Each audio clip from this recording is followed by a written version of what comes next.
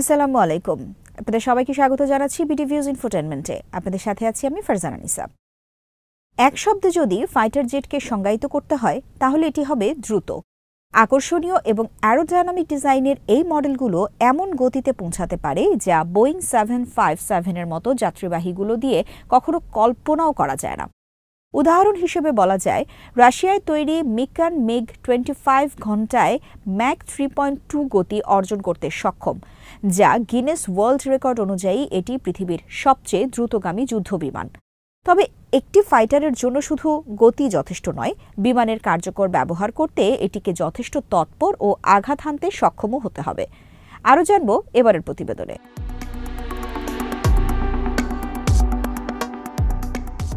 F-22 Raptor সম্পর্কে এর নির্মাতা প্রতিষ্ঠান লকহিড মার্টিন 2023 সালে লিঙ্কডইনে লিখেছিল, সুপার ম্যানুভারেবিলিটি। এর ইঞ্জিনগুলো 35,000 পাউন্ড থ্রাস্ট ক্ষমতা সম্পন্ন, যা অন্য সব ফাইটার বিমানের তুলনায় বরং অধিকতর এয়ার ডমিনেন্স প্রদান করে। এই ফাইটার জেটের প্রধান দুই বৈশিষ্ট্য হল উন্নত নিয়ন্ত্রণ ব্যবস্থা এবং শক্তিশালী ইঞ্জিন।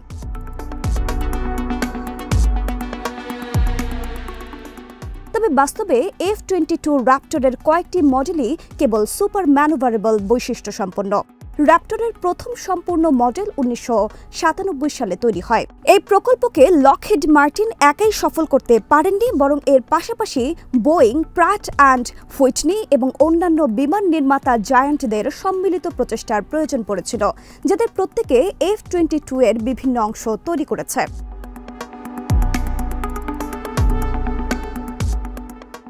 স্বাভাবিকভাবেই যে প্রতিষ্ঠানগুলো বিমান নির্মাণ করেন তারা নির্মিত বিমানের সক্ষমতা নিয়ে গর্ব করতে ভালোবাসেন, কিন্তু বিমানের অভিজ্ঞ পাইলটদের কাছে বিমানের প্রকৃত কার্যক্ষমতা সম্পর্কে একদম ভিন্ন অভিজ্ঞতা থাকে।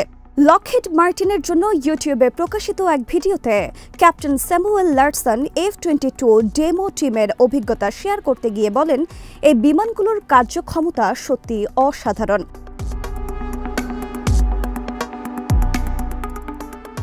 এই বিমানটির আরেকটি ভিন্ন বৈশিষ্ট্য হল থ্রাস্ট ভেক্টরিং নোজল এবং থ্রাস্ট। এর দুটি ইঞ্জিন, যেগুলো F119 PW100 সংস্করণ, এবং এগুলো একত্রে 70,000 পাউন্ড থ্রাস্ট প্রদান করে এবং বিমানটিকে সুপার ক্রুজের সক্ষমতাও দেয়। ফলে এই মডেলটি প্রচুর জ্বালানি কনজিউম করে এবং অকার্যকর আফটার বার্নারের ব্যবহারের ওপর কম নির্ভরশীল হয়।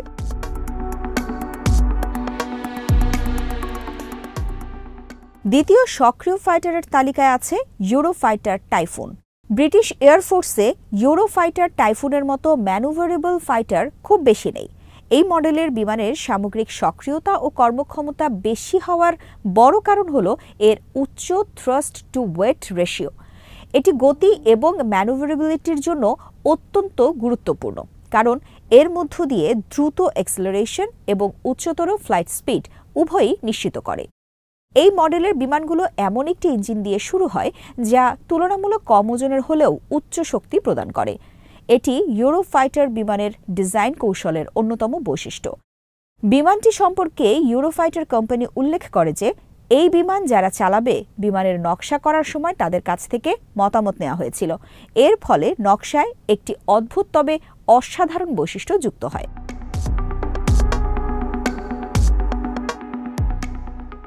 একটি বিমানের নির্দিষ্ট টপ স্পিডের সক্ষমতার খুব সামান্য একটি অংশ। একটি নির্দিষ্ট গতি তখনই কার্যকর হিসেবে প্রতীয়মান হয় যদি বিমানটি এই গতিতে নিরাপদ থাকে এবং বাস্তবেও বজায় রাখতে পারে। একটি সুপারসনিক বিমান সবসময় সুপারসনিক গতিতে উড়বে এমনটা নাও হতে পারে।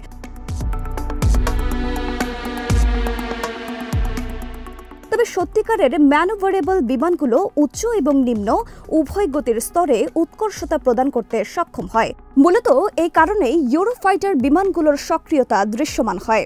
ইউরোফাইটার এই টাইফুন জেট বিমানের অস্থিতিশীল এয়ারফ্রেম নিয়ে গর্ববোধ করে, কারণ এই এয়ারফ্রেম পরিচালনা করার জন্য ক্যানার্ড এবং একটি কোয়ার্ড ফ্লাই বাই ওয়ার সিস্টেম প্রয়োজন।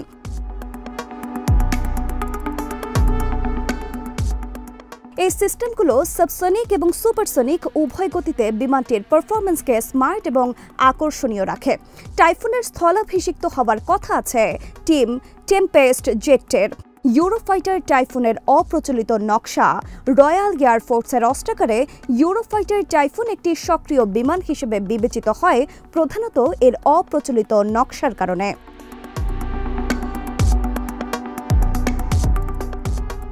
প্রাণীজগতে শিকারী পাখি হিসেবে ঈগল পাখি দুরন্ত গতি ও দক্ষতার প্রতীক। এদের অর্জিত গতি, আকাশে দৃষ্টিনন্দন কৌশল এবং শিকার ধরার সময় তাদের নির্ভুলতা যতটা চিত্তাকর্ষক ততটাই ভয়ঙ্কর।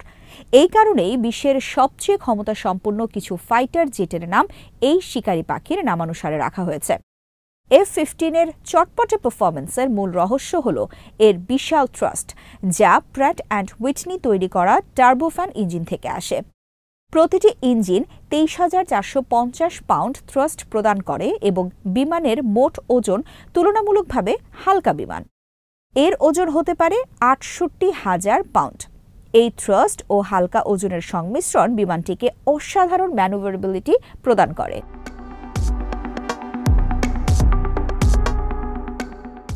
F-50 ম্যাক 2.5 গতি অর্জন করে 1875 মাইল প্রতি ঘন্টায় উঠতে সক্ষম হলেও এটি শুধুমাত্র গতির ওপর নয়, নিয়ন্ত্রণের ওপরও জোর দেয়। একটি ফাইটার বিমানের জন্য সবচেয়ে গুরুত্বপূর্ণ হল এর অ্যারোডাইনামিক পারফরম্যান্স এবং ভারী অস্ত্রবাহী ক্ষমতার মধ্যে ভারসাম্য বজায় রাখা। F-15 এর সর্বশেষ সংস্করণ F-15EX ঈগল 30,000 পাউন্ড পর্যন্ত মিউনিশন বহন করতে পারে, যা যে কোনো মার্কিন এয়ারফোর্স ফাইটারের মধ্যে সর্বাধিক।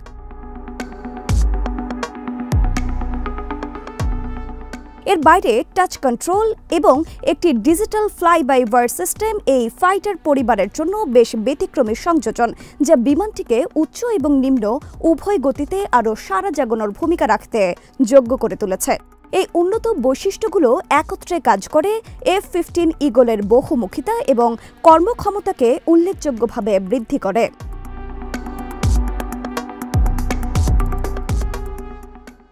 MiG-29 নামক রাশিয়ান এই জেটের শুরুটা খুব বেশি শুভ ছিল না।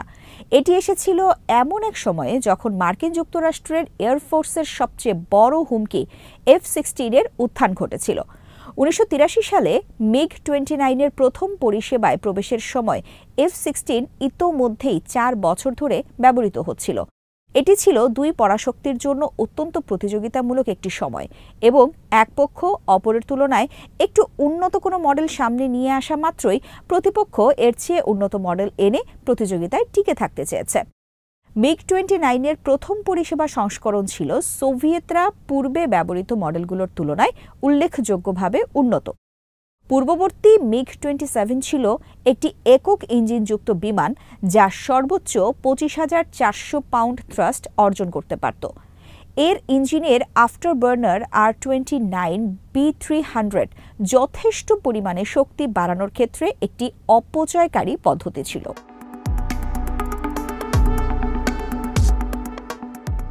তাছাড়া শব্দের গতির চেয়ে সামান্য বেশি গতির সক্ষমতা সহ এই বিমানটির গতি এবং শক্তির দিক থেকে ছিল দুর্বল। MiG-29 এর নির্মাতারা এর পূর্ববর্তী মডেলের সীমাবদ্ধতা থেকে বেরিয়ে আসার চেষ্টা করেন এবং এমন একটি মডেল তৈরি করেন যা MiG-27 এর চেয়ে প্রায় দ্বিগুণ গতিতে উঠতে সক্ষম।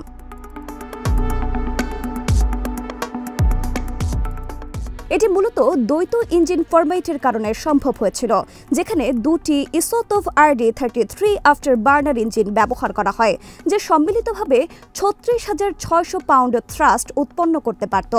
MiG-29 আরও কিছু উদ্ভাবনী বৈশিষ্ট্য ছিল, যেমন পাইলটের হেলমেটে থাকা সচেল 3UM1 এবং নতুন ফ্রেজোট্রন NIIR এবং 019 রাডার, যা লক্ষ্যভেদ এবং পরিচালনার সক্ষমতা বৃদ্ধি করত।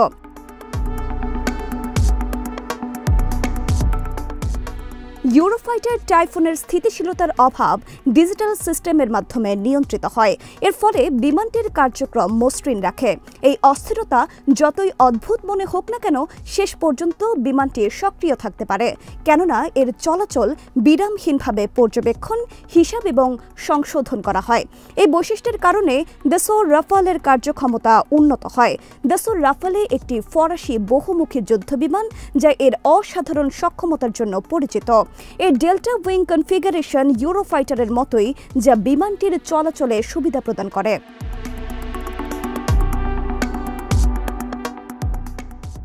এই ধরনের ত্রিকোণ আকৃতির পাখা সাধারণত প্রচলিত পাখাগুলোর মতো ভারী হয় না এবং আকৃতিগতভাবে এটি বিমানটির টান কমিয়ে উচ্চ গতিতে পারফরম্যান্স উন্নত করে। রাফালে দুটি স্নেকমা M88 ইঞ্জিন রয়েছে, যা আফটারবার্নার ব্যবহার করার সময় সম্মিলিতভাবে ৩৩,৭২০ পাউন্ড ফোর্স থ্রাস্ট প্রদান করে। রাফালের ডিজাইনে অভিযোজনযোগ্যতা এবং সক্রিয় গতি অত্যন্ত গুরুত্বপূর্ণ ছিল, কারণ এর ধারণাটি ছিল এমন একটি বিমান তৈরি করা যা প্রায় যে কোনো ধরনের কাজের জন্য উপযোগী হবে, কেননা বিমান বাহিনীগুলো এরকম প্রয়োজন পূরণে সক্ষম বিমানই খুঁজে বেড়ায়। দাসো এভিয়েশন জানায়, যখন রাফাল প্রকল্পটি শুরু হয়েছিল তখন ফরাসি বিমান বাহিনী এবং ফরাসি নৌবাহিনী একটি যৌথ চাহিদা প্রকাশ করেছিল। তারা এমন ধরনের বিমান তৈরি করতে চেয়েছিল যা তখনকার 7 ধরনের যুদ্ধ বিমানকে প্রতিস্থাপন করতে পারবে। দাসো রাফালে বিমানগুলো সেই চাহিদা পূরণের উপযোগী করেই তৈরি করা হয়েছে। আজ এখানেই শেষ করছি। সমরাস্ত্র, প্রতিরক্ষা ও কূটনীতির নানা তথ্য জানতে চোখ রাখুন বিডিভিউজ ইনফোটেনমেন্টে। চ্যানেলটি ভালো লাগলে সাবস্ক্রাইব করুন, সংযুক্ত থাকুন আমাদের ফেসবুক পেজে। আল্লাহ হাফেজ।